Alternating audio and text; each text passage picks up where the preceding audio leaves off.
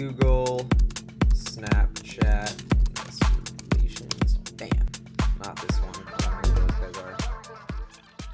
The S-1 filing is what every company puts out before they go public. It's basically a big book that tells everything about their business, like what they do, how much money they make. This one has a little A next to it because it's amended, so this is pretty normal. Like they'll issue the first S1, then they issue another one that's amended, then another one that's amended.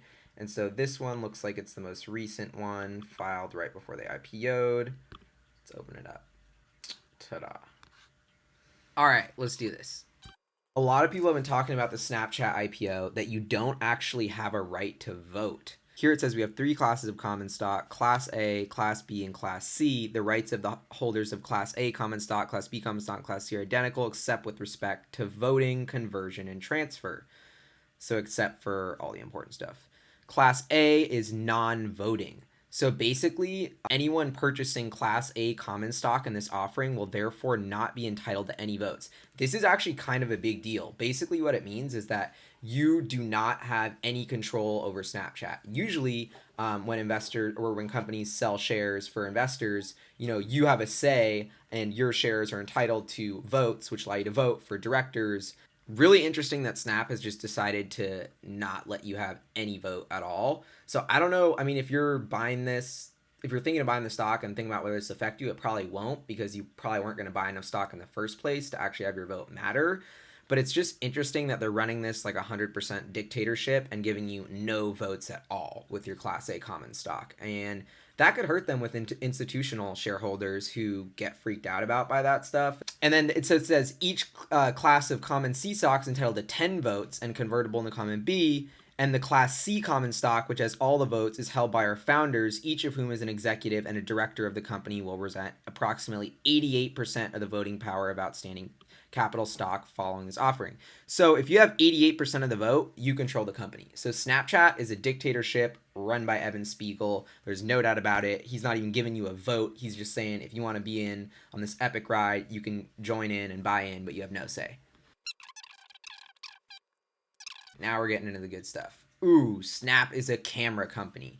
We believe that reinventing the camera represents our greatest opportunity to improve the way people live and communicate. Our products empower people to express themselves, live in the moment, and learn about the world in front of them.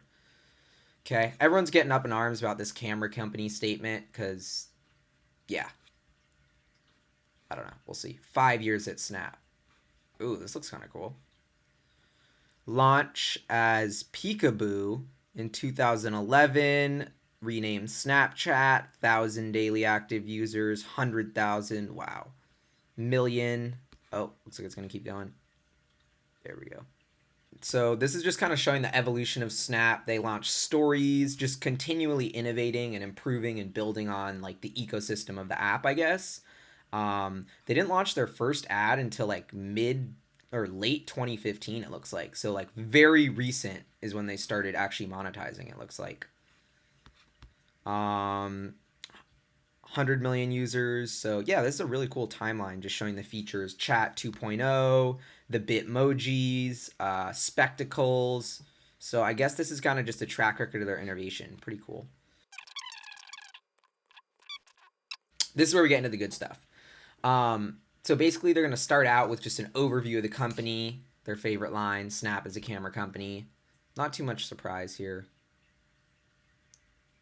Flagship product, 158 million daily active users, 2.5 billion snaps created every day. That's a lot. Wow.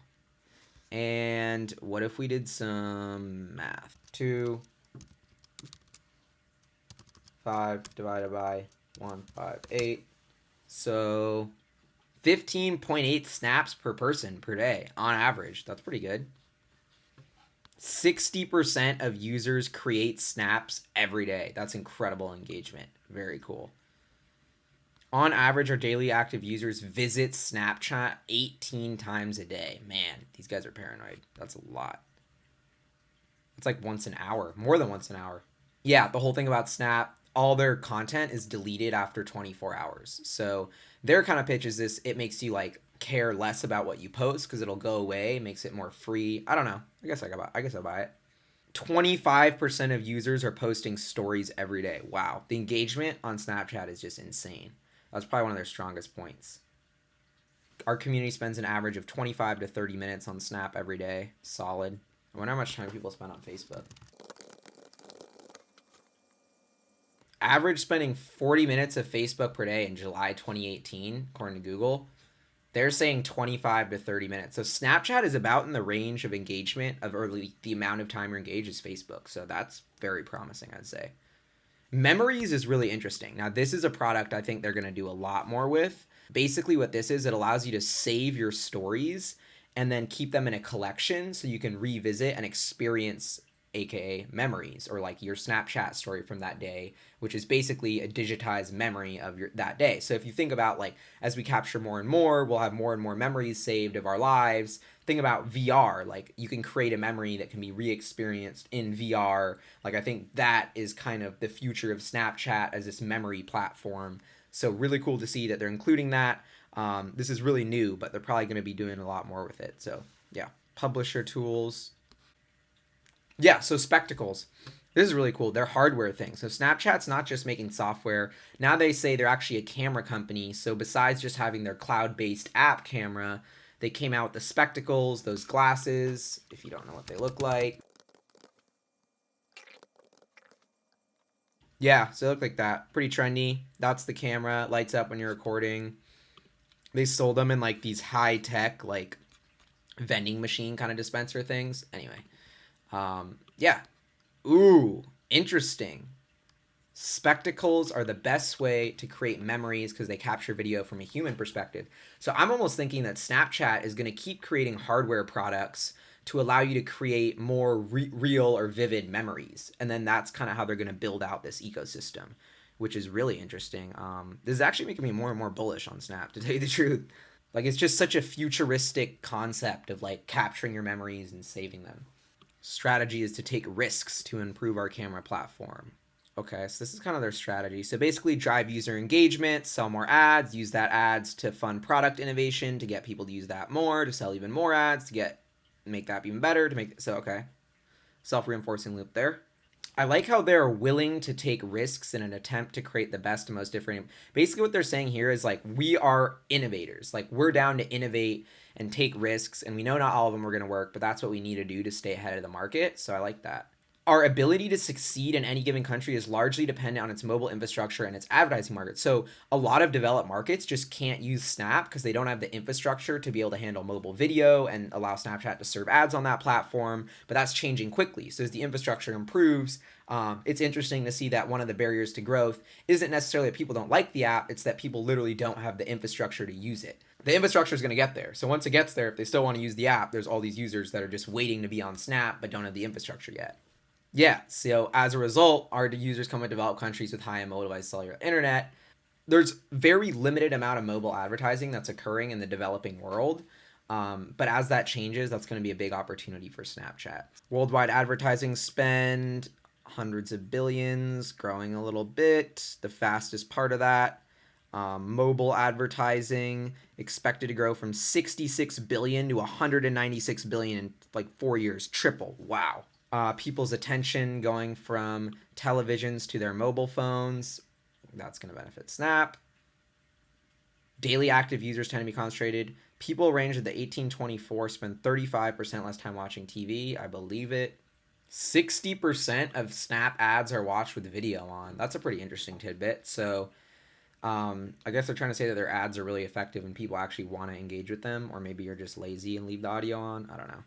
So advertisers is still young but growing rapidly for Snap. 404 million, up from 59 million the year before. That's crazy growth. 6x growth in 2016. So Snapchat is like growing insanely quick. ARPU, average revenue per user, was $1.05 compared to 31 cents. So average revenue per user almost tripling.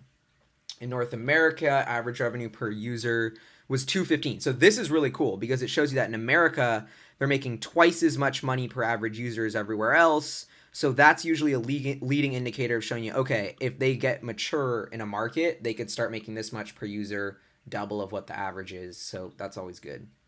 This is still baffling to me. Class A common stockholders, the only stock being sold in this offering, are entitled to no vote on matters submitted to our shareholders. That would kind of piss me off. And it looks like the guys who own it, Class C common stock, which has all the votes, Evan Spiegel, the CEO, and Murphy, the CTO, are the two guys who pretty much own all of the Class C common stock. Together, they're the 88.5%. So it's pretty much a dictatorship with Spiegel and Murphy basically controlling every single matter and decision the company makes. Wow. If Mr. Spiegel or Mr. Murphy's employment with us is terminated, they will continue to have the ability to exercise significant voting power and potentially control the outcome of all matters submitted to our stockholders for approval. Wow. Even if they get fired, they still control the entire company. This is like really a dictatorship.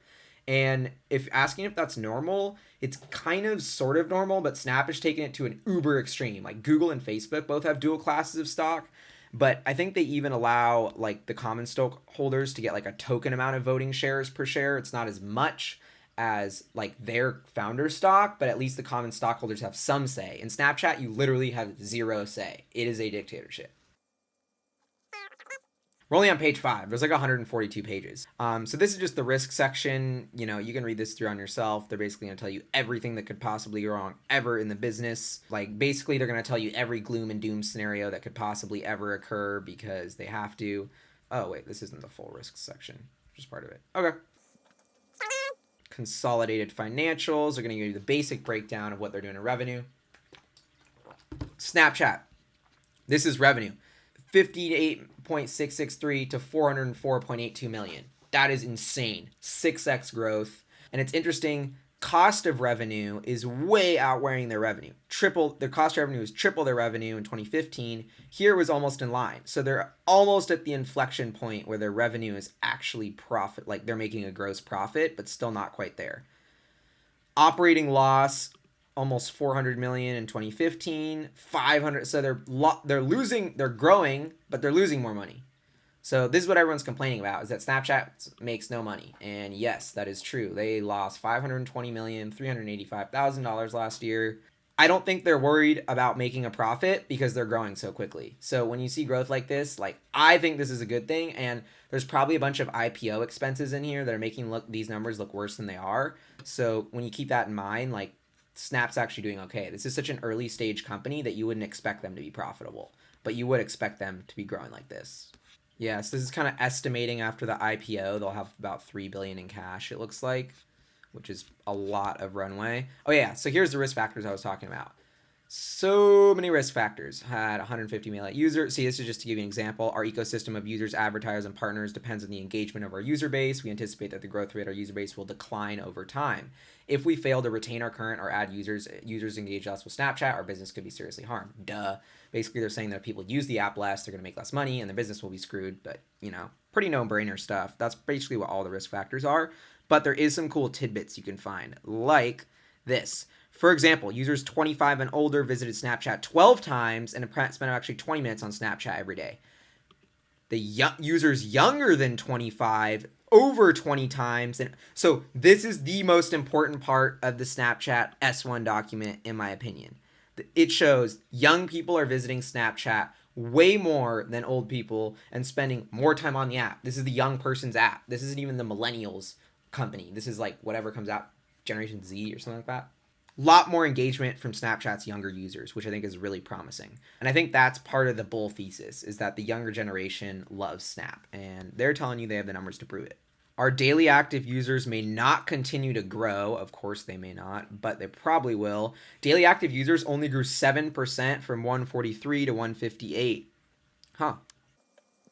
These are all reasons why they may not grow. A bunch more risks here. Ooh, Google Cloud. Let's see what they have with that. Wow, they've committed to spending $2 billion on the Google Cloud over the next 5 years. A lot of hosting. So they're going to have to pay a ton of money to host all this data. That's the one thing about Snapchat, is it's all based on video. So like they have so much bandwidth and video that they need to support that it just costs an incredible amount to serve their ad. Like Snapchat or like Facebook and Twitter, they're, you know, it's like just text and photos. Snapchat is like these interactive videos. So I think that's a lot more expensive to host. And that's why their cost structure is a little higher than some of the other social media companies. And you're literally seeing what that cost is here. Like they are just buying cloud infrastructure to support their servers and make it so you can watch it. computing, storage capabilities, bandwidth, other service provided by Google. You know, they need the cloud. The spectacles pretty much don't generate much revenue yet. It's all advertising. Oh, so advertising was 96% of total revenue. No advertiser was more than 10% of revenue. That's a good thing. Not a risk of like one big customer leaving. So I wonder if the other 4% was all spectacles. That'd be interesting. Curious about that.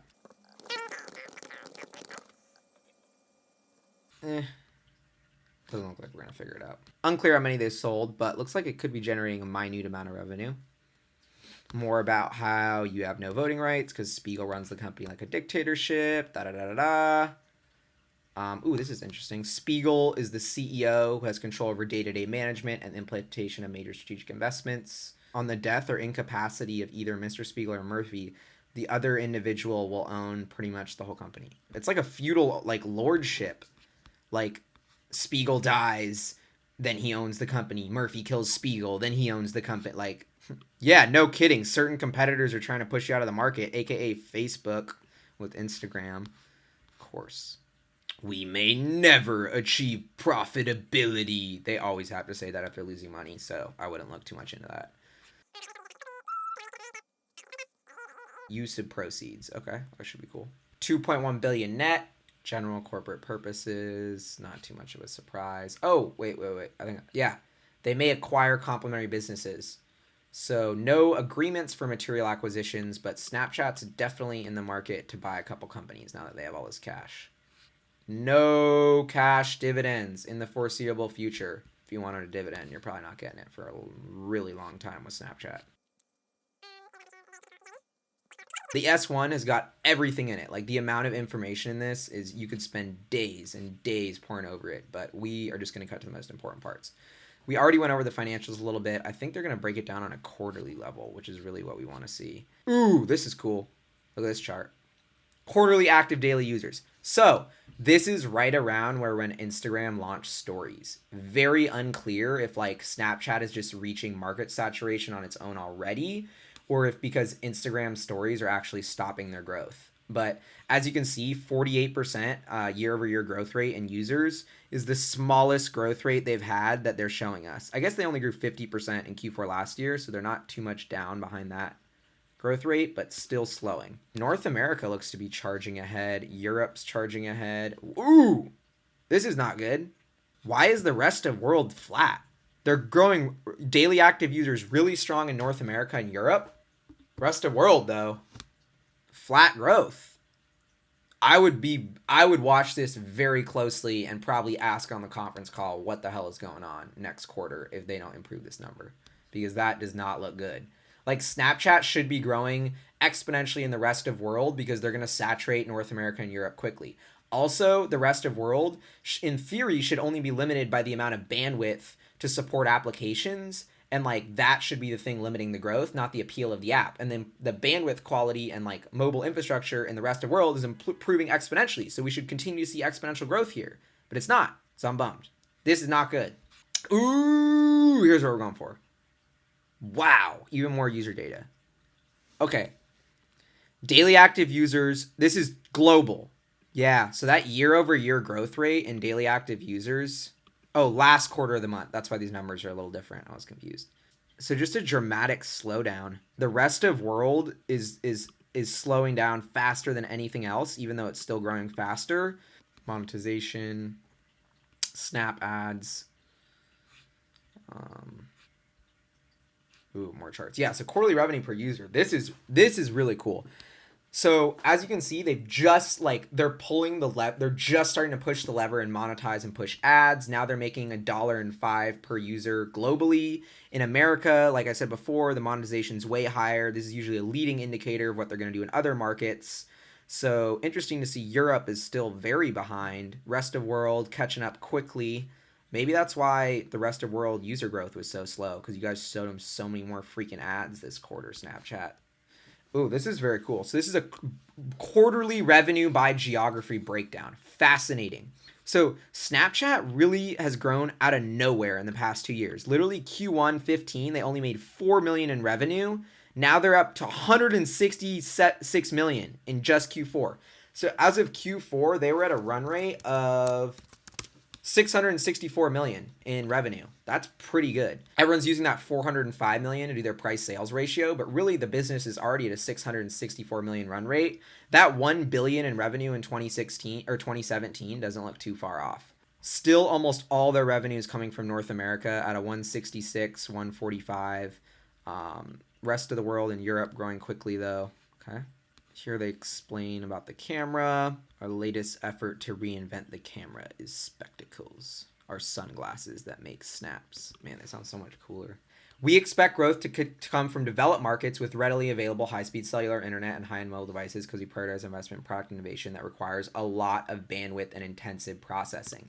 This is key to understanding Snap's story. They really take a lot more bandwidth and processing power than almost every other social network because of how video-based they are. This is what I don't buy. We believe that our growth potential will follow the size of global population with access to strong infrastructure and technology, and our user growth will slow as we reach higher penetration in these markets. But your user growth is slowing the most in the places where infrastructure is growing the quickest, rest of world. So that's why I'm confused of why the growth potential will follow the size of the growth population with strong infrastructure, because it's not. In the rest of world, it's not growing. Let's go back to that. Where's that chart? See? This is the place where mobile infrastructure should be improving rapidly, but you're not growing. That's not good. Very limited access to China. So they're not in China yet. I didn't actually know anything about Snap in China, but not yet established an operating and presence in China because they can't use Google. China blocks a ton of stuff. So that's kind of expected. They have a couple different advertising products, Snap ads, full screen videos with sound in the same format as Snaps. I think those are in your story. Then they have sponsored creative tools, which is lenses and geo filters. Additionally, products that drive growth and engagement are likely to increase our infrastructure. Yeah, so they're just gonna keep pushing the envelope on things that require a lot of bandwidth, it looks like. Like Snapchat is really, they wanna push the limits of what a mobile device can do, which I think is really cool, and it will limit their growth, but also makes them cool because you can only have them and use their coolest feature with the most up-to-date phone, which kind of subtly makes them the coolest software because only the people with the most techie phones can be the first ones to use it, and then everybody else wants it. And then when you get that cool techie phone, you start using it. Interesting to see that they're saying we're going to innovate even more and push our infrastructure costs even higher, which sounds counterintuitive, but I think it's smart. So they're outsourcing the networking to Google and other partners. Makes sense. Oh, also committed to spend $1 billion on AWS over the next 5 years. So the next 5 years, they're spending $2 billion on Google, $1 billion on AWS. Wow, these guys are just dishing out money for the cloud. On-demand geo filters through our self-serve platform. We recently started allowing certain partners to run advertisings on our platform through an API. Interesting. Investing in our team. Almost 2,000 employees at the end of the year. Growing almost triple from the year before. Wow, okay. Seasonality. Okay, so fourth quarter, maybe my extrapolation wasn't as accurate. They always produce their stronger business in Q4. A lot of Facebook, Twitter, they all seem to have stronger Q4s, so it's pretty normal. They make acquisitions. They've done a couple in the past, I think. Has Snapchat done acquisitions? Ooh, Crunchbase is just going to show us this. Wow, yeah, so $114 million to buy Verb. That looks like they're one of their biggest. Luxury. Yeah, so Snapchat's buying people. They bought these guys. Smarter, more connected, noble world. That's what these guys do. So Snapchat bought these guys. Looks like one of their most recent things. Looks kind of like a mix of Snapchat and Yelp. Verb is all about helping you cobble together different answers so you can make a plan or walk away with insights. Huh. Anyway, they're probably going to keep doing more acquisitions. I think that wraps up part one. We're going to go into part two, where we get a lot more in-depth about the business. There's just a lot more to cover here. Page 93, the business. We'll start here on the next video. Hope you guys enjoyed this. Just a quick overview. Snapchat's S-1 filing. I know everybody's, that's following the company or following the market is super hyped on Snap, so I wanted to make this video. Anyway, this was reviewing their S-1 document. If you want to find it and check it out yourself, I'm going to put a link, or go to the investor website of Snap, click on financial info, and you can check out the SEC filing for yourself. Or you can wait until I make the next episode and we go through part two. All right, see you guys next time. Peace.